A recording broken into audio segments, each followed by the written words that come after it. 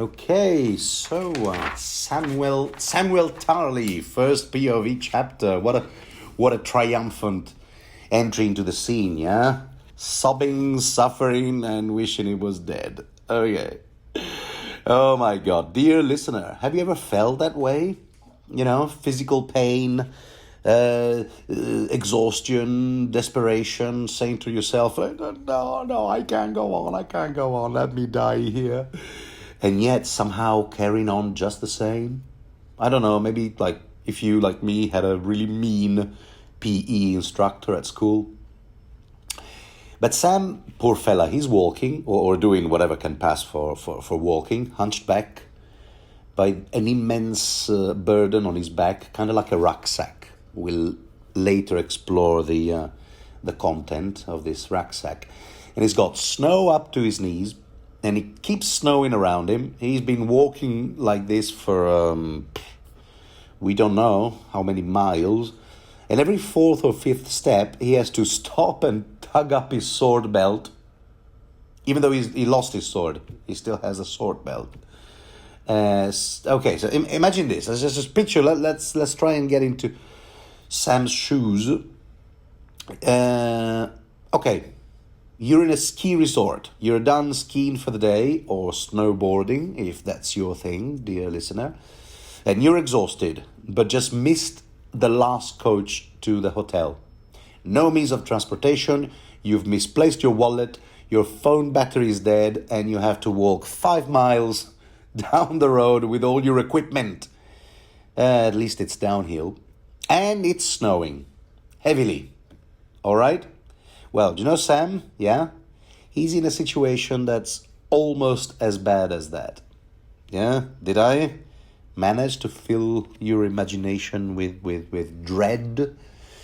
So, anyway, so yeah, he is running away from what? From the fist of the first man. Because we were, of course, demanding at least some kind of description of what exactly went down at the fist of the first men.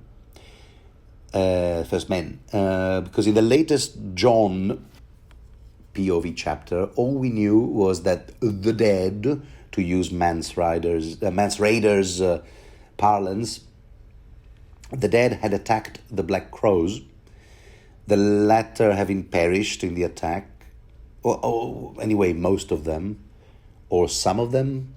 You see, we don't know. We weren't given, and John was as shocked as we were. I mean, we did know about the attack because we read about the horn being blown 3 times in the prologue, but that's it. That's where the prologue of this book, A Storm of Swords, ended. That was it. That was all we knew. So to cut a long story short, now that we have good old Sam's POV, at least we are treated to a flashback of sorts. But first, just to make Sam's life easier, you know, okay, so he's walking. He's trying to keeps trying to walk, move forward. The snow he's walking through is also treacherous. You know, hiding rocks and roots because why not? By his reckoning, he's been walking for 3, possibly 4 days. Him and another 50-ish members of the Night Watch who fled the feast. But they all left some distance between them and Sam some time ago, all with the Walking Dead at their heels. And that's why Sam hasn't stopped. He just keeps going. He's like, you know, the Duracell bunny. He keeps on going and going. And the rest of his party is way out there because Sam couldn't keep up. Lord Commander Mormont did apparently give everyone a torch, including Sam, to form a circle of fire, as he called it, you know, kumbaya, and woe to anyone who leaves it, which Sam promptly did, because he fell behind, and he also dropped his own torch, although right now he doesn't even remember doing that. He's also lost his sword, and I said that. Holy crap, Sam.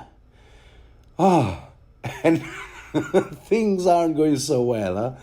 And right now, there are torches ahead. You can see them in the distance flickering, unless he's imagining them. But they're out there, and he's back here, and he never seems to catch up with them. I love this nightmarish tone of this chapter, where the kind of nightmarish tone. Where a protagonist can't be sure of anything, the passage of time, space, what's what.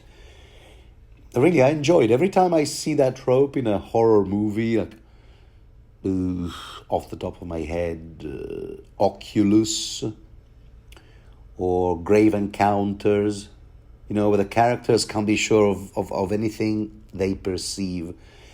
And that other film based on a short story by Stephen King, whose title escapes me now. The one. John Cusack is trapped in an evil hotel room, and nothing is what it seems. But really, the first time I came across this trope was in a novella written by Arthur Machen. The Terror was the title, and especially within that novella, there's a written account, sort of like a precursor of the found footage genre a la Blair Witch Project. There's a written account of some characters going crazy in a house they're locked in while being attacked by unseen assailants. Oh, just thinking about it sends chills down my spine. So yeah, if you haven't read it and you're a fan of horror, give it a go. Recommendation of the day.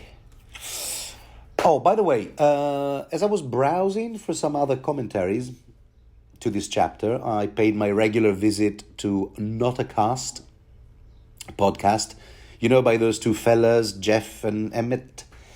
And guess what is their caption to the episode where they reviewed this very chapter? The Terror. And references to the Blair Witch Project are made. So I got all excited and I listened to the podcast, and no. No, it wasn't in reference to Arthur Machen. Somehow I hoped. So I don't know why I brought it up, really. No, actually, no, I do know why I brought it up. I brought it up because I really recommend that podcast. Those two guys' commentaries read like poetry. Nothing like the, unprofessional and off-the-cuff thing that I'm doing here. Tut. So anyway, I told you we are treated to a flashback of the gory stuff that went down at the Feast of the First Men. That's a mouthful. Okay, it's going to be FOTFM henceforth. And where hundreds died all around Sam, and really the descriptions don't disappoint. We first open with an account of Sam's comrade in arms, Maslin, screaming for mercy as the white WIGHT lifted him in the air by the throat, and near ripped the head off him. This is a direct quote I'm reading here. And wow, that's a nice start.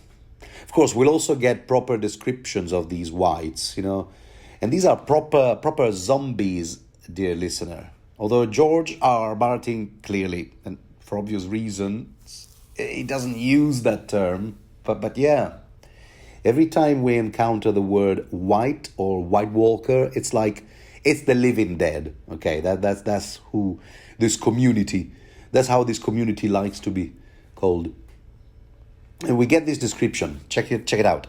Dead people, coming over the stones with arrows in their faces and through their throats. How about that? That's pretty gory. Let's continue.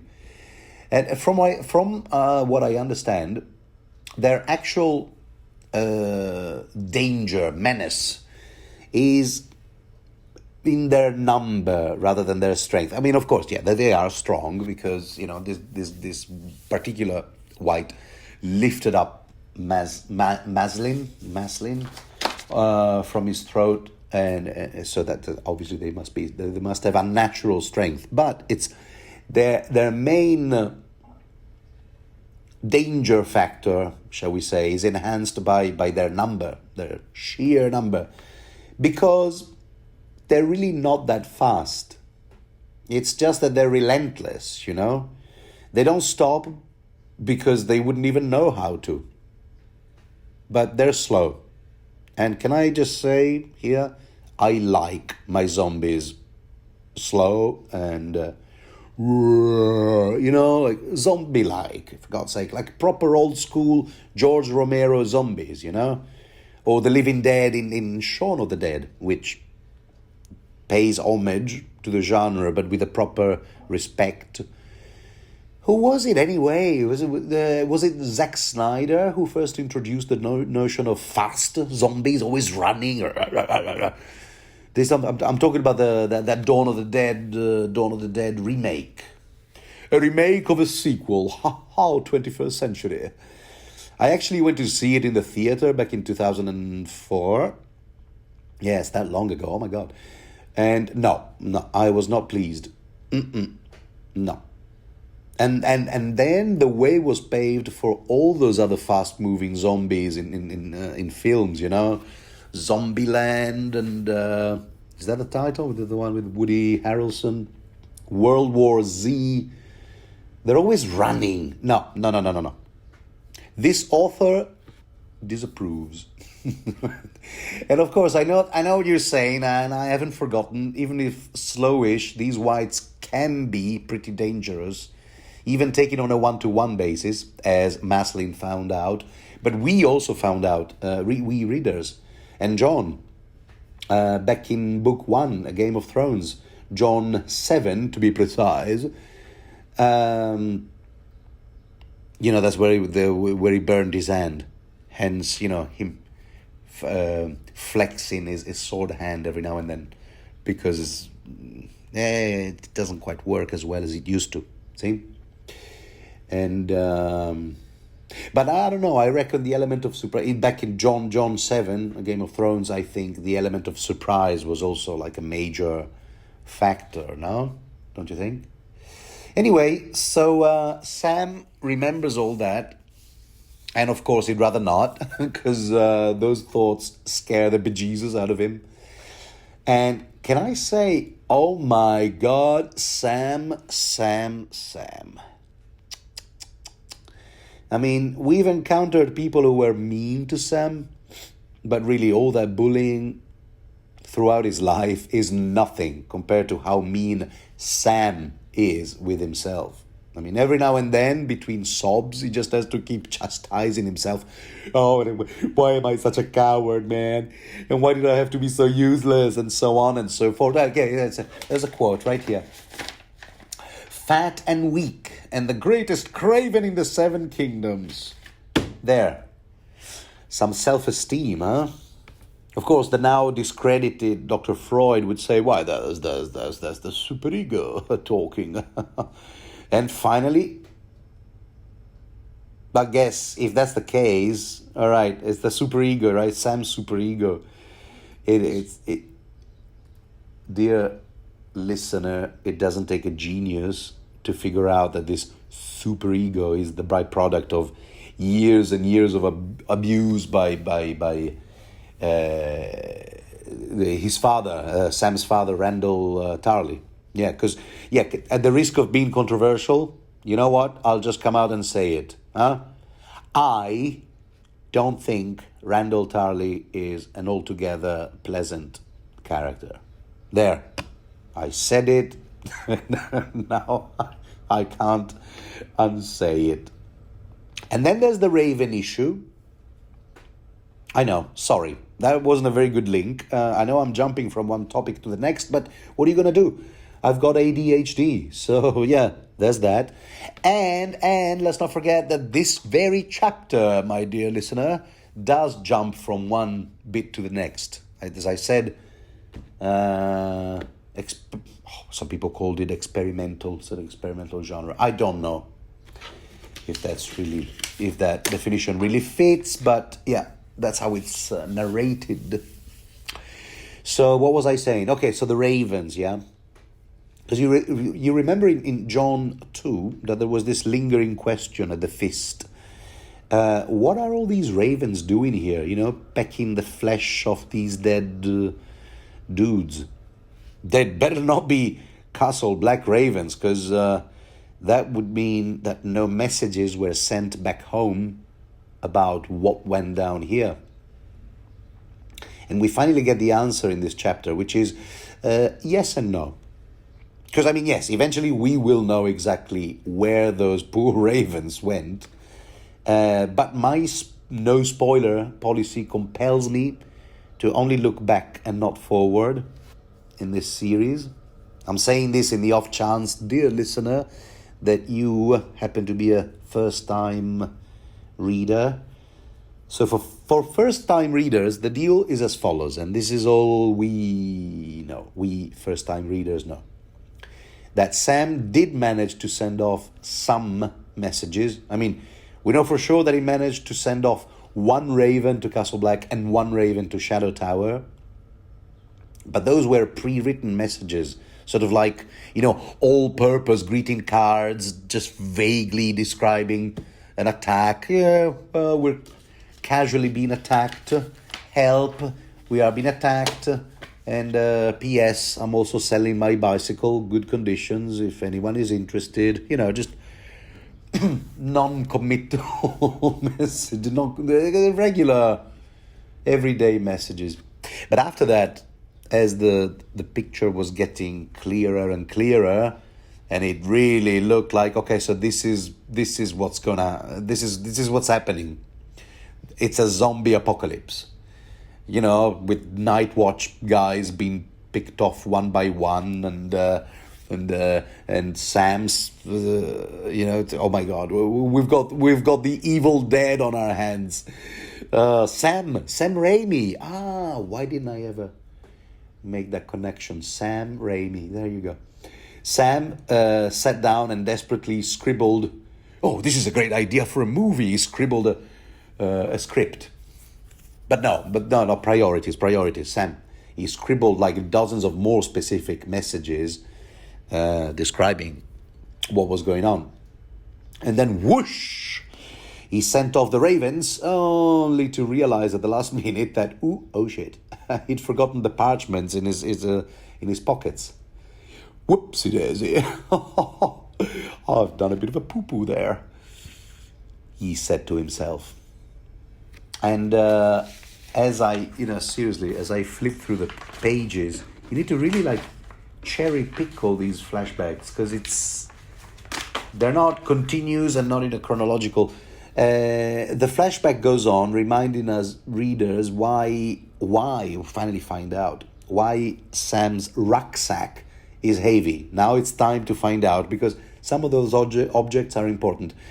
He packed the rucksack with a whole bunch of stuff, personal, belongings, like, and I'm quoting here, spare small clothes, dry socks, the dragon glass arrowheads and spearhead John had given him, and the old horn too. All that stuff that John had found. You see, we're reminded that Sam has all these things. Gee, I wonder whether these personal effects will have some use at some point in the future. Also, his parchments, ink, and quills, the maps he'd been drawing, and a rock-hard garlic sausage that he'd been saving since the wall. There. So now we know the full content of Samwell's backpack. There you go. He's ready to backpack through the continent, hitchhiking rides and whatnot. And there are other bits in this flashback that are basically, fragmentary and sketchy, the way Sam would remember events that he still has PTSD from. you know. Although, as I said, I wouldn't necessarily call the style of this chapter experimental, like someone has described it. But yeah, we basically witness Sam hopping from one place to another while they're under attack up there on the Feast of the First Men. Because Lord Commander Mormont was very specific in his instructions to him. He said, look, Sam, A, tend to the ravens. B, send those bloody messages. And C, stay out of harm's way because you're no fighter, dude. Okay?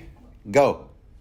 So, right, so he's hopping from one spot to the other on the feast. And he first bumps into a bunch of Shadow Tower men, huge guys with bushy beards.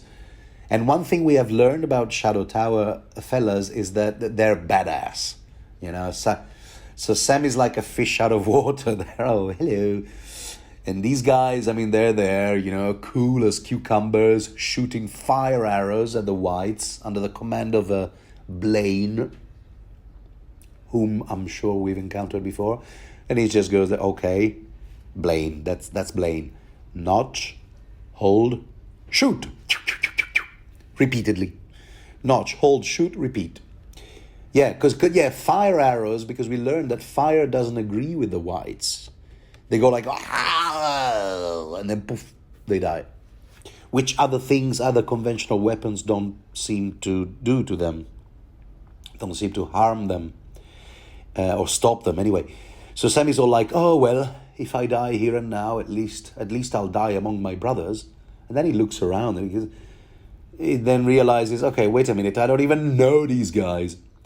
So he goes over to a different spot in the ring, the stone ring, I think, where Castle Black men are pretty much doing the same thing. They're shooting their own fire arrows, except they're doing that, but in a much more Castle Blacky way. You know, there's Daiwen maniacally screaming, "Burn, you dead bastards! Burn!"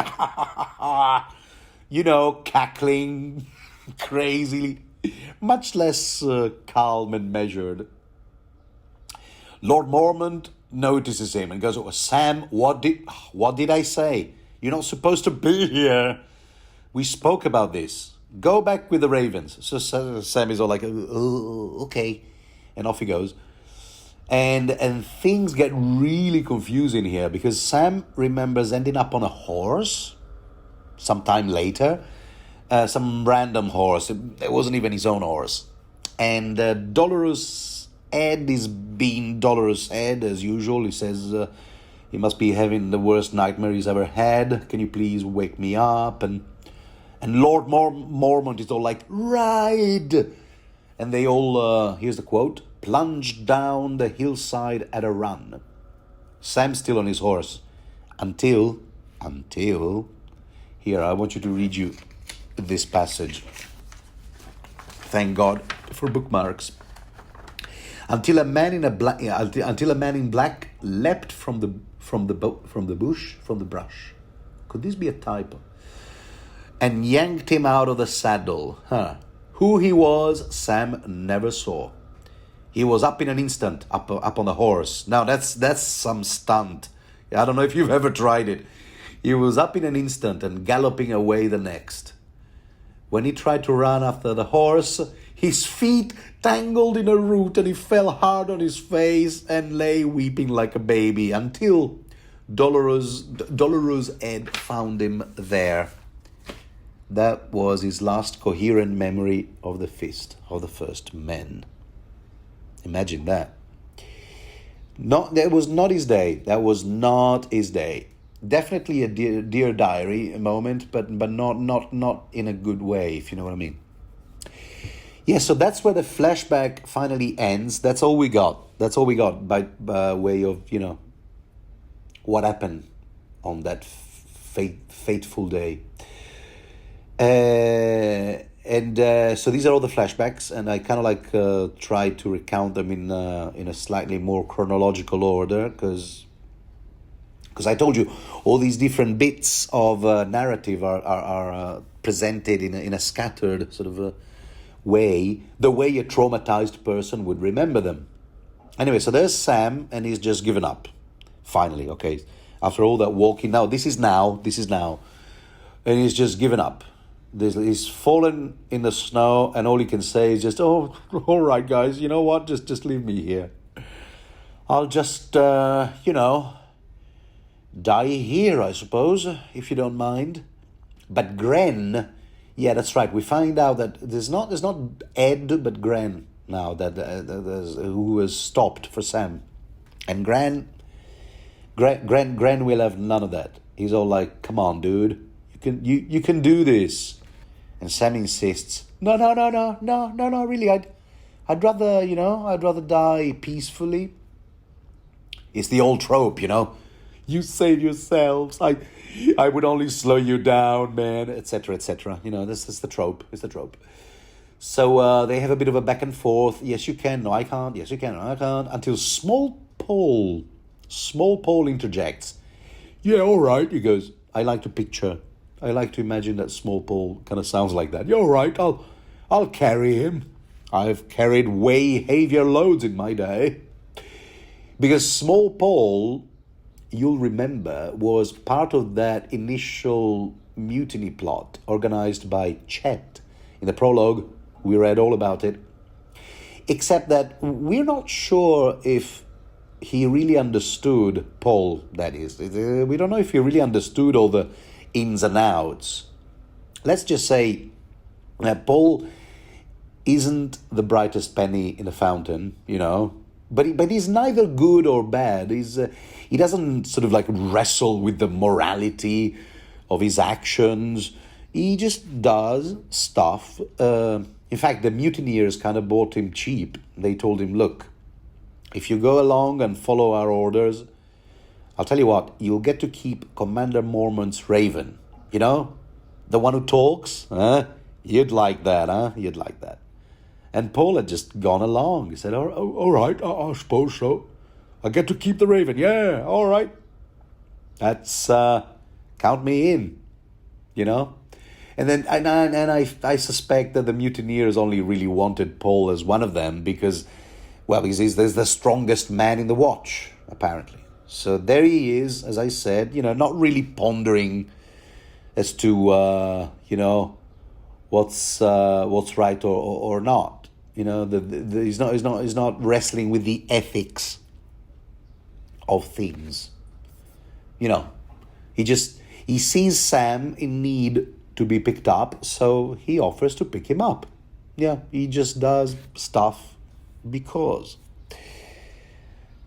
Right, so they proceed for a bit, and Sam, always the positive, the cheerful fella, jolly good, always the positive thinker. He just goes, oh, that's great. Now that's so humiliating.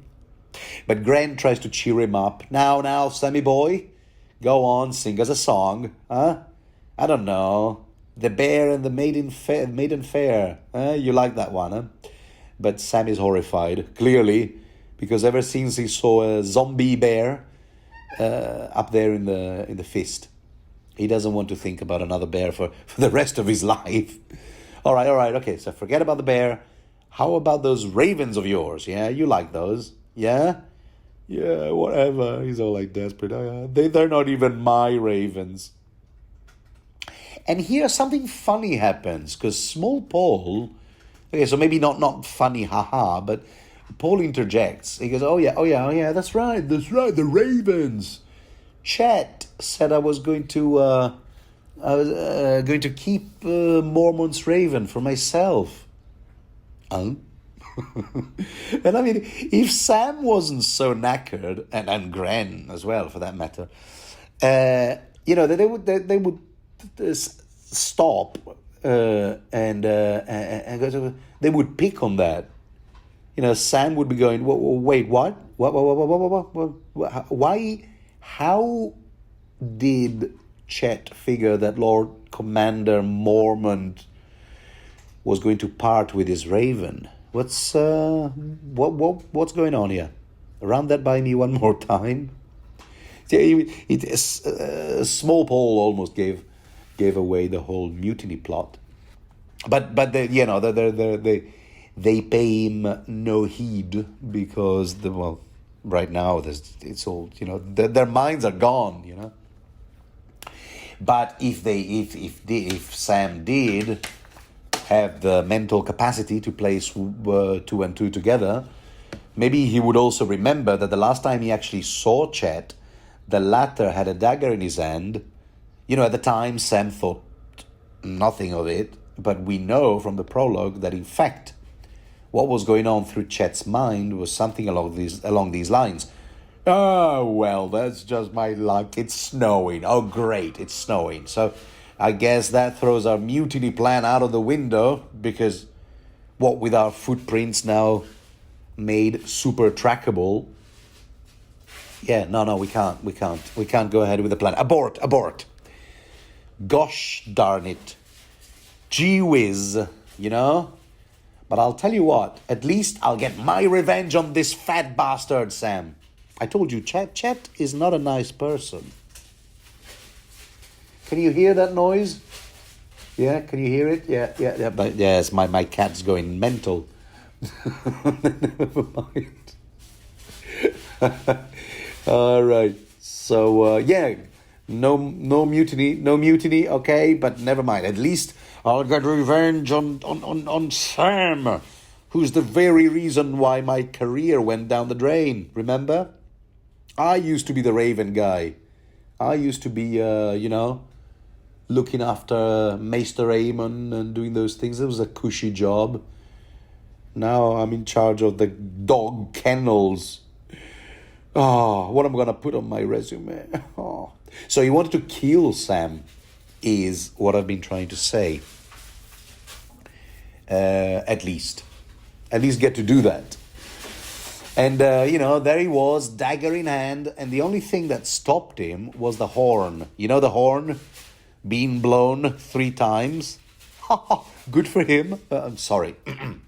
So, meaning that the others were attacking. The others, the capital O, others were attacking, and the rest is history.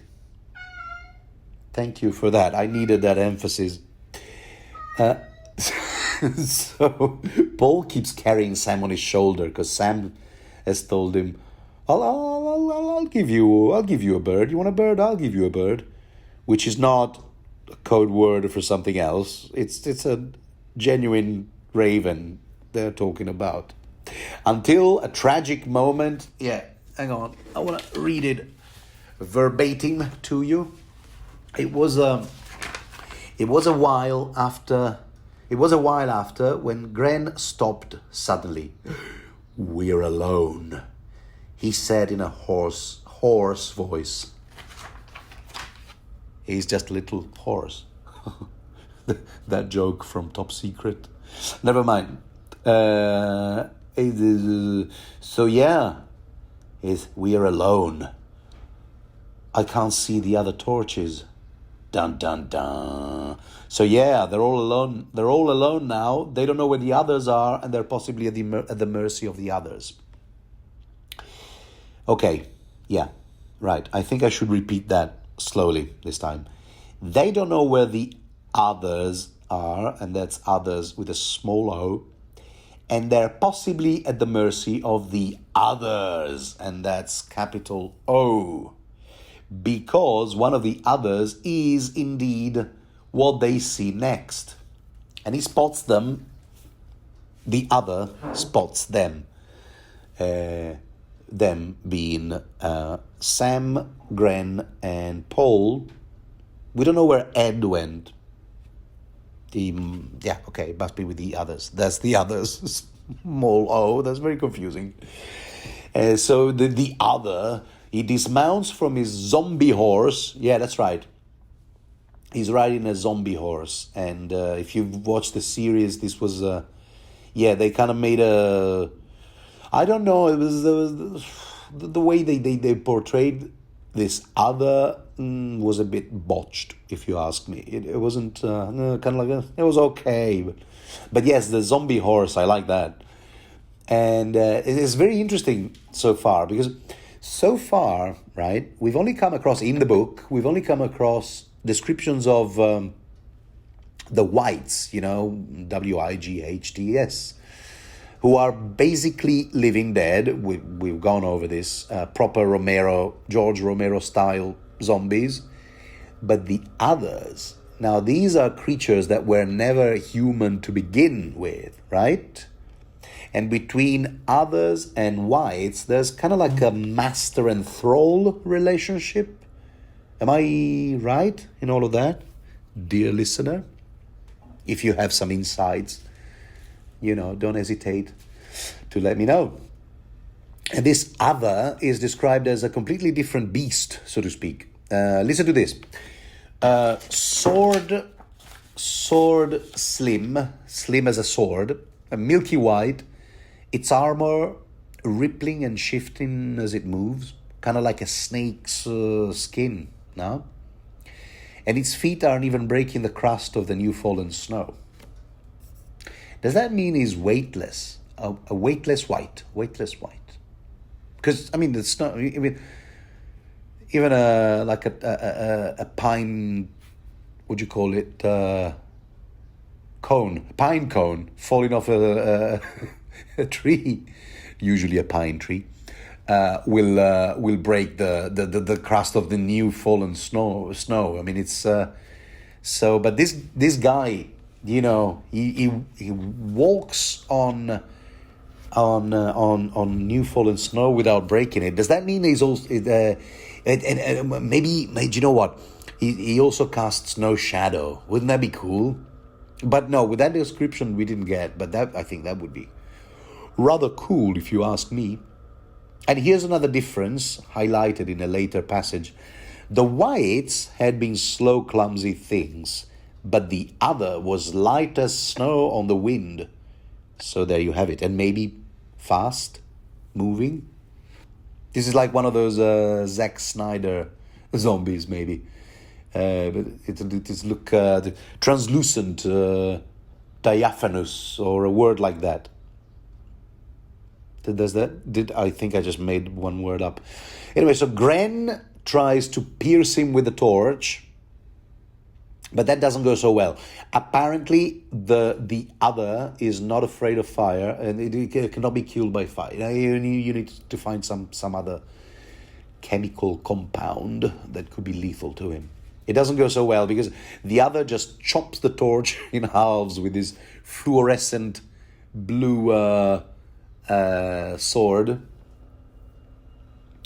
and Small Paul charges against it with his axe. Yeah! And Sam, remember the dragon glass dagger he had? The Chekhov's dagger? Okay, so he grabs it, despite experiencing the worst fear he's ever experienced in his entire life. And Sam, and believe me, Sam is kind of like an authority on all types of fear. So meanwhile, the other is too busy killing Paul with that sword it has, which is described as looking like it was made of crystal now. And so he stabs Paul, and Paul just goes, oh! That's it, nothing else. Just, oh. Maybe it's more like, oh. Like a very surprised, oh, all right, oh, I don't know, you decide. So, and he dies. Poor Paul. Yeah. So at that point, Sam is really one inch away from losing his mental sanity, and he hears a whole lot of different voices in his head, spurring him to attack the other. Basically all people who belittled him in life. His father, Alistair Thorne, and they're all going, oh, come on, Sam. Stop being such a coward. Attack. What are you waiting for? But interestingly, it's only when his subconscious takes on the voice of his friend, Jon Snow, with a much more motivating tone, a la, Anthony Robbins. You can do... You can... I don't do a very good Tony Robbins. You can do it, of course you can. And And it's only then that he finds the courage to attack, shouting and still with his eyes closed. I like to imagine, stabby, stabby, stabby. Yes, he stabs the bloody thing, finally, and the latter doesn't go, oh, no. But somehow its whole body makes a cracking sound, like ice when it breaks under your feet. And blue blood, oozes from all over him. He's got blue blood. Maybe he's related to the Smurfs. He's a big Smurf, big lethal. This blue blood oozes from all over him, smoking and hissing. Wow. And whenever he tries to touch the obsidian dagger, that's dragon glass, obsidian, whatever you call it, to try and pull it out, its fingers smoke, like, it burns. Imagine Linda Blair in The Exorcist, it burns. Yes, dear listener, we are squarely in horror territory. The tropes are there.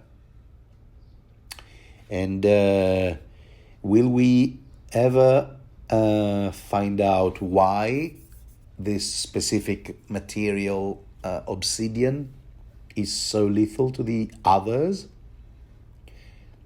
I don't know if any maester has ever written about it, but we'll find out. I know that at some point I can feel it. Some essay will crop up in a library somewhere. For now, we don't care. All we care is that it works. So let's turn back to the action. The other shrinks and puddles, dissolving away, like in The Wizard of Oz, the Wicked Witch of the West, WWW. Not bad, huh, Sam? Well done, you. So Gren, who is basically the only witness to what Sam just did, Paul is already dead, and Gren closes his eyes. So he grabs the dagger, Gren, which feels super cold. It smokes and hisses and burns when the other tries to touch it, but now that it's been used to stab the other, it feels super cold, a human touch. And Sam just goes, yeah, you know what, you keep that. You keep that dagger. At least you will have some use for it, because you're not craven like me. But Gren strongly refutes this proposition. He goes, yeah, right, craven. I'll tell you what, yeah, someone who kills a monster like that, as you did, is not a craven in my book. Anyway, the sun is rising, so if we go in that direction, that's still Gren, we should be able to catch up with Mormont. Can you walk? Because we seem to have lost your previous means of transportation. Small pole line over there. So Sam goes, all right, I can walk. The final lines of Dr. Strangelove. And he puts one foot in front of the other, also known as walking. But this time, he's not sobbing at every step. And what a character development, dear listener. Sam the Slayer is born. Wow. Yeah, that was rather intense, emotional, wasn't it? Thank you for your patience and for following me down to this end of the chapter, which was real fun to read. And what can I say, dear listener? If you like this sort of content, don't forget to do the things and the things that regular people do under this sort of circumstance. And I hope all is well with you, and I'll see you next when I do my rambling commentary of Tyrion 3. Don't we all like a good old politics chapter? All right. Speak to you soon. All the best. Bye.